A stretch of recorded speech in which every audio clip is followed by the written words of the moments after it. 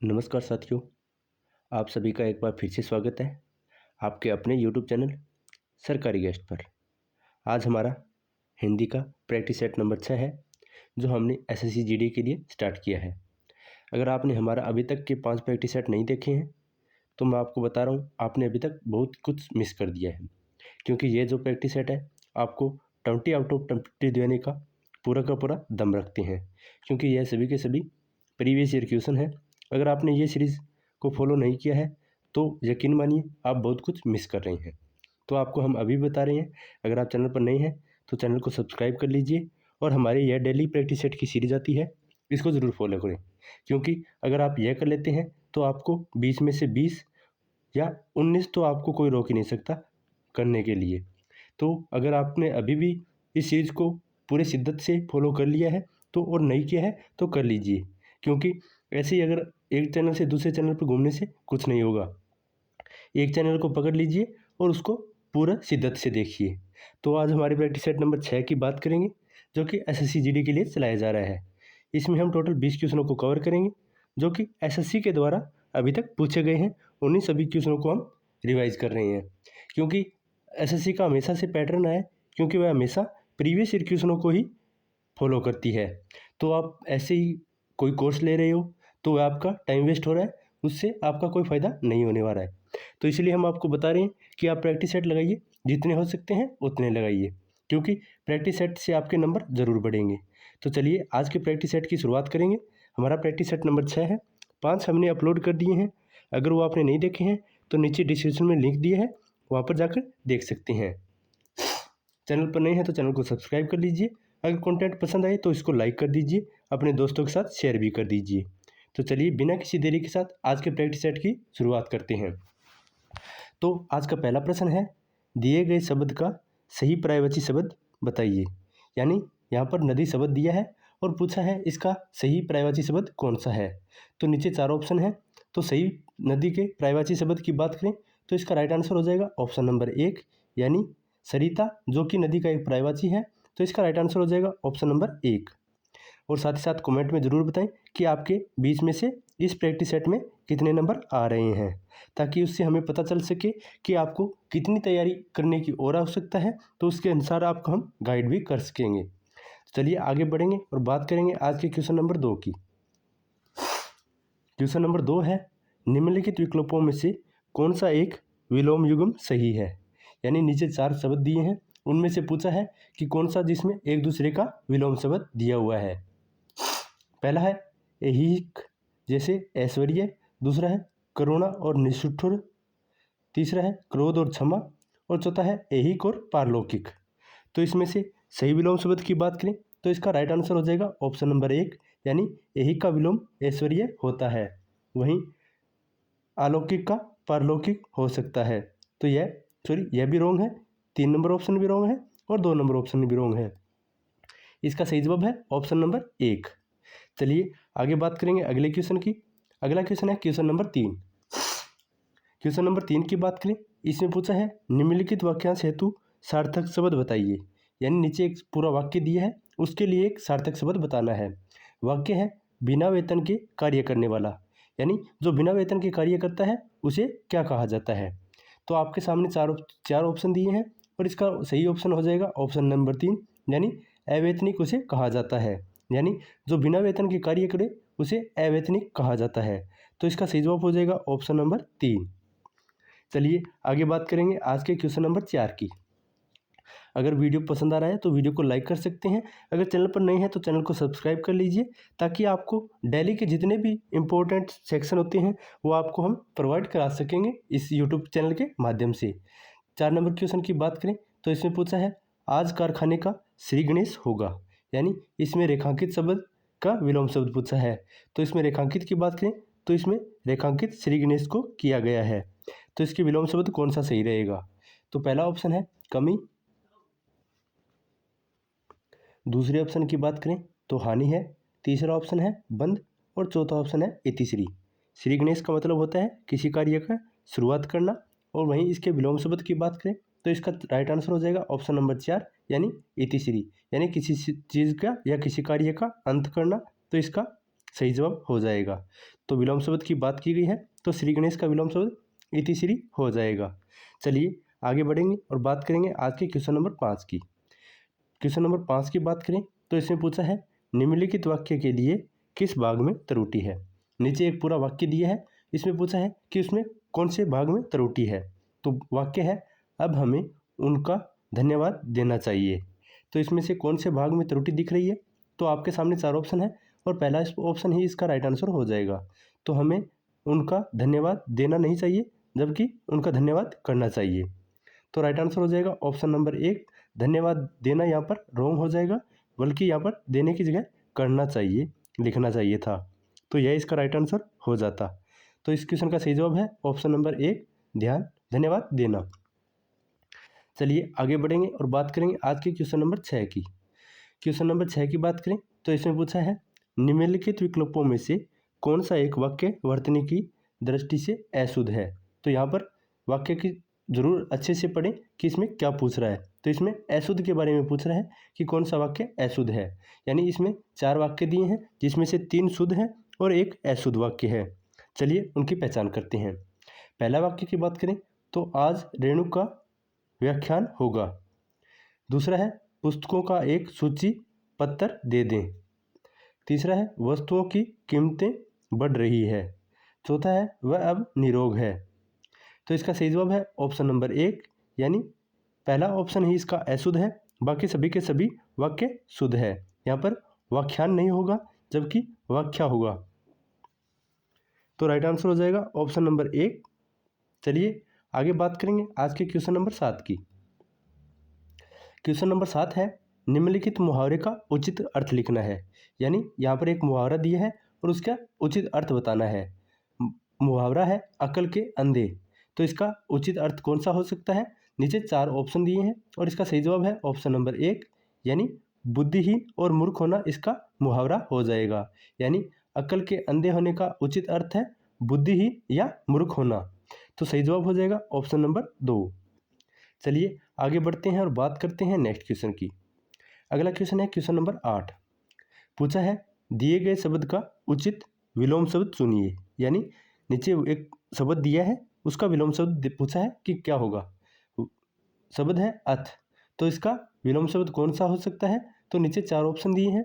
तो इसमें अथ के विलोम शब्द की बात करें तो इसका राइट आंसर हो जाएगा इति इसका विलोम शब्द रहेगा। तो इम्पोर्टेंट क्वेश्चन है, यानी अथ का विलोम शब्द इति हो जाएगा। राइट आंसर हो जाएगा ऑप्शन नंबर 2 इति। चलिए आगे बढ़ते हैं और बात करते हैं नेक्स्ट क्वेश्चन की। अगला क्वेश्चन है क्वेश्चन नंबर 9। इसमें पूछा है निम्नलिखित वाक्यांश के लिए सार्थक शब्द चुनिए। यानी नीचे एक वाक्य दिया है उसके लिए एक सार्थक शब्द चुनना है। वाक्य है जिसके आर पार देखा जा सकता हो। यानी जिसके आर पार देखा जा सकता हो उसे क्या कहते हैं। तो नीचे 4 ऑप्शन है। तो इसमें से सही जवाब की बात करें तो इसका सही जवाब हो जाएगा ऑप्शन नंबर 3, यानी जिसमें से आर पार देखा जा सकता है उसे हम पारदर्शी कहते हैं। अपारदर्शी इसका विलोम शब्द हो जाएगा। यानी अपारदर्शी वह होता है जिसके अंदर से आर पार नहीं देखा जा सकता। तो इस क्वेश्चन का सही जवाब है ऑप्शन नंबर 3, पारदर्शी। चलिए आगे बढ़ेंगे और बात करेंगे आज के क्वेश्चन नंबर 10 की। 10वां नंबर क्वेश्चन की बात करें तो इसमें पूछे है वाक्यांश हेतु सार्थक शब्द का चुनाव करना है। वाक्य है जो संविधान के प्रतिकूल हो। यानी जो संविधान के प्रतिकूल हो उसके लिए सार्थक शब्द कौन सा होगा। तो नीचे 4 ऑप्शन है और इसका सही जवाब की बात करें तो इसका सही जवाब है ऑप्शन नंबर 4, यानी असंवैधानिक। यहाँ पर प्रतिकूल की बात की गई है, अगर अनुकूल की बात की जाती तो संवैधानिक हो जाता। यहाँ पर प्रतिकूल यानी उसका उल्टा हो तो उसे हम असंवैधानिक कह सकते हैं। तो राइट आंसर हो जाएगा ऑप्शन नंबर 4, असंवैधानिक। चलिए आगे बढ़ेंगे, बात करेंगे आज के क्वेश्चन नंबर 11 की। क्वेश्चन नंबर 11 में पूछा है निम्नलिखित में से एक वचन की दृष्टि से शुद्ध वाक्य कौन सा है। तो यहाँ पर एक वचन के अनुसार जो वाक्य शुद्ध है उस पर बात करेंगे। नीचे 4 ऑप्शन दिए हैं और उनमें से एक वचन के अनुसार कौन सा वाक्य शुद्ध है। तो इसका राइट आंसर हो जाएगा ऑप्शन नंबर 3, यानी तुम्हें यह आदत छोड़ देनी चाहिए।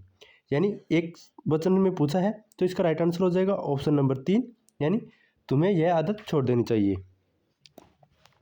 चलिए आगे बढ़ेंगे और बात करेंगे आज के क्वेश्चन नंबर 12 की। क्वेश्चन नंबर 12 में पूछा है मुहावरे और उसके अर्थ के लिए सही विकल्प का चयन कीजिए। यहाँ पर एक मुहावरा दिया है, उसका सही अर्थ कौन सा दिया है वाक्य में, उस पर बात करेंगे।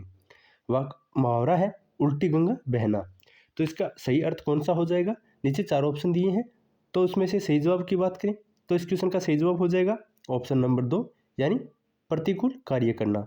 हमें आपको भी पता है कि अगर गंगा ऐसे बह रही है तो इसके विपरीत कोई कार्य किया जाए तो उसे हम क्या कहेंगे, तो वह उसका प्रतिकूल हो जाएगा। तो उल्टी गंगा बहने का कार्य का सही अर्थ होगा प्रतिकूल कार्य करना।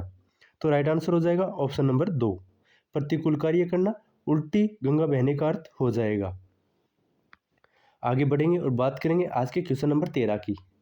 क्वेश्चन नंबर 13 में पूछा है, भारत ने इस वर्ष यूरोप को गेहूं डैश किया है। तो रेगिस्तान पर पूछा है कि कौन सा उचित शब्द आ सकता है। तो भारत ने यूरोप को गेहूं का क्या किया है, संयोग किया है, निर्माण किया है, निर्यात किया है या उत्कर्षण किया है। तो इसका सही जवाब है ऑप्शन नंबर 3, यानी भारत ने यूरोप को गेहूं का निर्यात किया है। कोई चीज़ अगर किसी को दी जाती है यानी दूसरे देशों में तो उसे निर्यात कहते हैं, और दूसरे देशों से ली जाने वाली वस्तुओं को हम आयात कहते हैं। तो यह काफ़ी याद रखने वाली बात है कि जो चीज़ आती है उसे आयात कहते हैं और जो चीज़ भेजी जाती है उसे हम निर्यात कहते हैं। तो इस क्वेश्चन का सही जवाब हो जाएगा ऑप्शन नंबर 3, निर्यात। चलिए आगे बढ़ते हैं और बात करते हैं नेक्स्ट क्वेश्चन की। अगला क्वेश्चन रहेगा क्वेश्चन नंबर 14। इसमें पूछा है, माँ ने मुझे दही लाने को कहा। इस वाक्य में दही शब्द का तत्सम रूप प्रयुक्त कर वाक्य का पूर्ण कीजिए। यानी इसमें दही शब्द है, उसको हम तत्सम रूप में लिखना है और उसको वाक्य में पूर्ण करना है। तो नीचे 4 ऑप्शन दिए हैं, तो इसमें से सही ऑप्शन की बात करें तो इसका राइट आंसर हो जाएगा ऑप्शन नंबर 2, यानी माँ ने मुझे दही लाने को कहा था। तो यहाँ पर दही के तत्सम रूप की बात करें तो उसे हम दधी कहते हैं। तो इस क्वेश्चन का सही जवाब हो जाएगा ऑप्शन नंबर 2, तो यही वाक्य इसका पूर्ण रूप हो जाएगा। तो सही जवाब है ऑप्शन नंबर 2।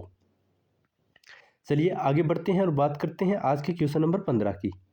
क्वेश्चन नंबर 15 की बात करें तो इसमें पूछा है, रेखांकित शब्द के स्थान पर सर्वोचित विकल्प का चयन कीजिए। वाक्य है, उसका घर जलकर राख हो गया इसलिए वह मालामाल हो गया। तो रेखांकित शब्द की बात करें तो यहाँ पर मालामाल रेखांकित शब्द है, तो इसके स्थान पर सर्वोचित शब्द कौन सा आ सकता है। यहाँ पर यह बात नहीं की गई है कि उसके समान अर्थ रखना हो या उसके विपरीत अर्थ रखना हो।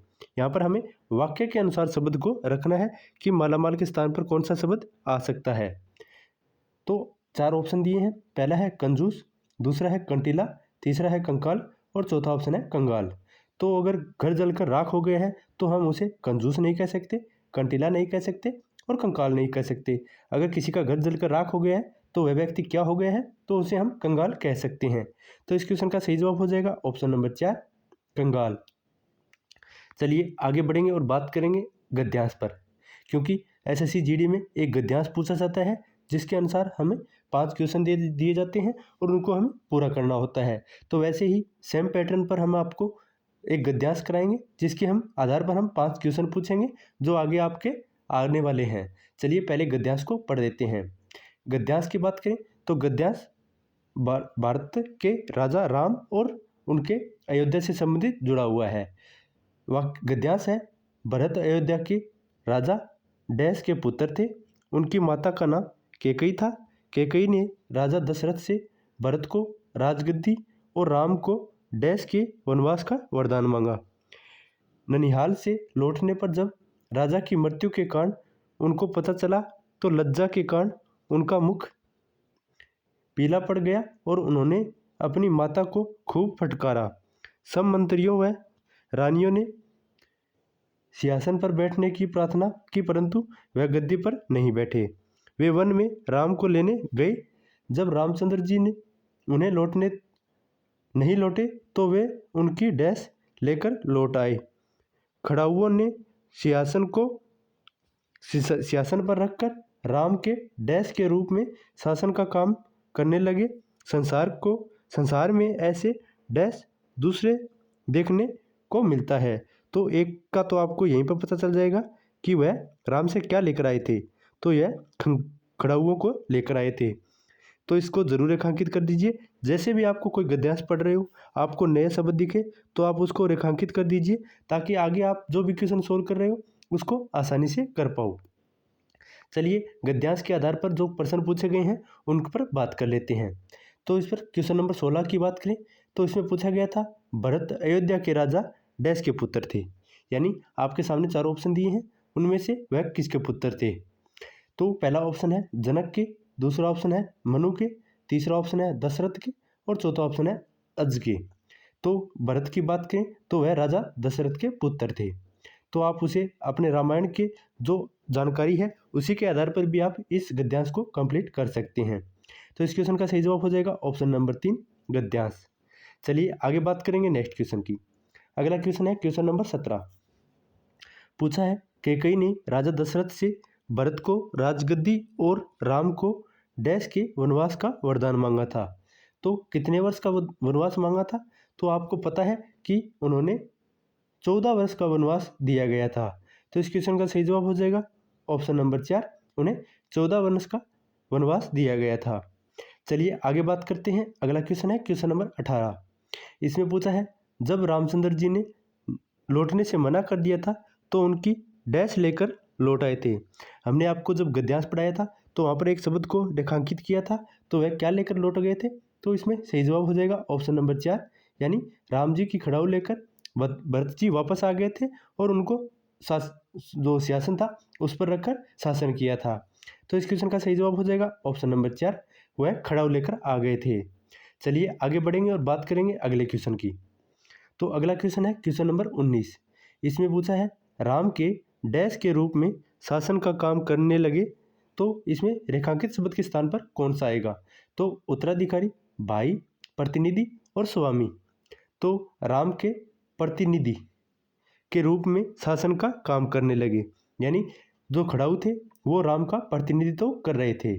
प्रतिनिधित्व यानी किसी चीज़ को जो आप जैसे चुनाव में कोई आता है तो उसका हम प्रतिनिधित्व करते हैं, यानी एक पक्ष के सामने दूसरा पक्ष होता है तो उसे हम प्रतिनिधि कह सकते हैं। तो इस क्वेश्चन का सही जवाब हो जाएगा ऑप्शन नंबर 3, तो वह राम के प्रतिनिधि के रूप में काम कर रहे थे। चलिए आगे बात करेंगे अगले क्वेश्चन की। तो गद्यांश के अनुसार यह 5वां क्वेश्चन है। इसमें पूछा है संसार में ऐसा डैश दूसरा देखने को नहीं मिलता है। तो वह क्या देखने को नहीं मिलता है। तो पहला ऑप्शन है परोपकार, दूसरा है त्याग, तीसरा ऑप्शन है तिरस्कार और चौथा ऑप्शन है कृतघ्न। तो संसार में ऐसा त्याग देखने को नहीं मिलता है, क्योंकि राम जी को जो 14 वर्ष का वनवास मिला था तो उन्होंने राजगद्दी को छोड़ दिया था। तो हम उसके आधार पर कह सकते हैं कि ऐसा त्याग संसार में दूसरा देखने को नहीं मिलता है। तो इसका सही जवाब हो जाएगा ऑप्शन नंबर 2 त्याग। तभी तो हम राम को पुरुष नहीं पुरुषोत्तम कह सकते हैं। तो इसका राइट आंसर हो जाएगा ऑप्शन नंबर 2 त्याग कह सकते हैं। तो यह था आज का हमारा प्रैक्टिस सेट नंबर 6। उम्मीद है आपको प्रैक्टिस सेट पसंद आया है। तो कमेंट में ज़रूर बताएं कि आपके बीच में से कितने क्वेश्चन राइट हुए हैं, ताकि पता चल सके कि आपकी तैयारी कैसी चल रही है। अगर वीडियो पसंद आया तो वीडियो को लाइक कर दीजिए, अपने दोस्तों के साथ शेयर करें और चैनल पर नए हैं तो चैनल को सब्सक्राइब कर लें। और प्रैक्टिस सेट 6 को हमने समाप्त कर दिया है। कल हम प्रैक्टिस सेट नंबर 7 की बात करेंगे। तो मिलते हैं एक नई वीडियो के साथ, तब तक के लिए धन्यवाद। तो चैनल को सब्सक्राइब जरूर कर लें ताकि हमारा आगे जो भी वीडियो आए उसको आप सबसे पहले देख सकें। चलिए मिलते हैं नई वीडियो के साथ, धन्यवाद।